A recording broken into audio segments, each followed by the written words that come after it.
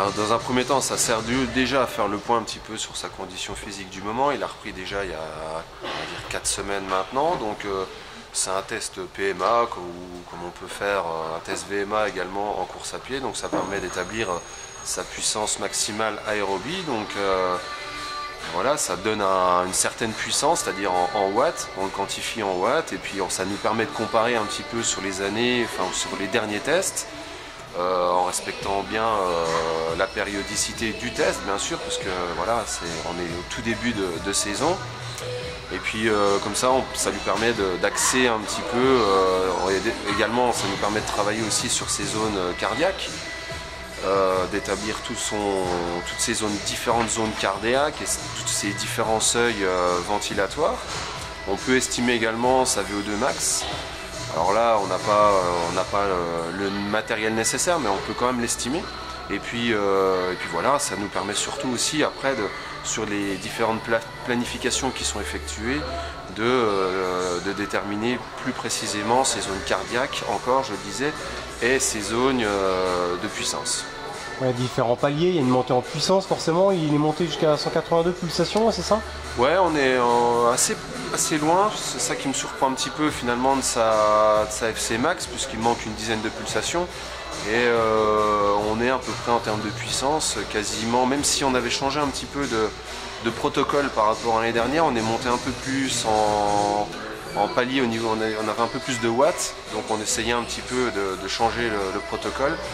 Et on est quand même sur ces zones, malgré le peu de reprise, le peu d'entraînement, on est quand même sur une PMA équivalente à l'année dernière en pleine saison. Donc c'est plutôt rassurant pour lui et puis pour moi évidemment.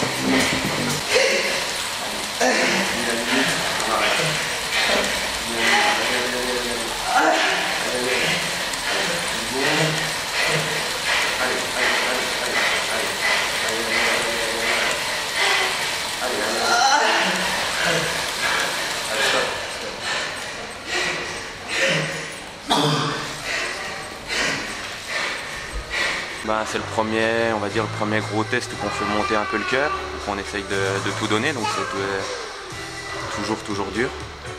Bon, après les données, là je crois qu'on a à peu près à 430, 440 watts.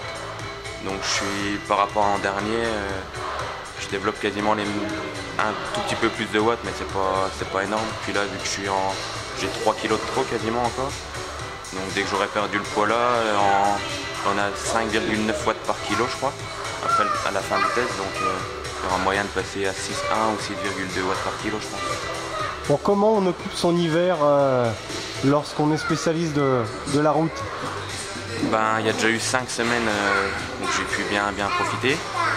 Ensuite, c'était pas mal de muscu, footing, marche, on a fait un trail. J'ai fait 2 ou 3 cyclocross, mais sans pression, juste pour m'amuser. Et puis après, on essaye on va dire, travailler, de beaucoup diversifier pour pas tomber dans l'ennui. Là, en ce moment, c'est des semaines de à peu près 14 heures en volume. Donc, on fait vélo de route, de la marche, musculation, et puis du stretching pour la récup. On essaye vraiment de diversifier pour pas, dès le mois de décembre, de tomber dans de l'ennui. bon, il y aura une étape en Vendée, c'est ça, dès le mois de février? Ouais, ben, je devais partir normalement au Venezuela début janvier faire une course professionnelle. Et en fait, ça va faire trop de fatigue. Donc avec Jean-Patrick, avec le staff du team Rémi Meder, on a décidé de changer un petit peu. Donc normalement, je devrais descendre en Espagne une dizaine de jours fin janvier, remonter ensuite en Vendée, faire le 11 et 12, le premier week-end des plages vendéennes, et ensuite redescendre en Espagne une quinzaine de jours avec le team Rémi Meder. Et ensuite commencer les courses ici avec les premiers sous-objectifs qui ont été fixés par Alexandre Lebel, le manager de l'équipe.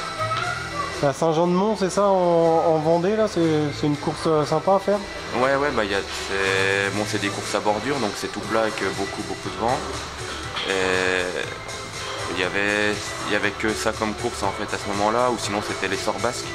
Mais c'est plus facile pour moi de remonter en Vendée que d'aller à l'essor basque.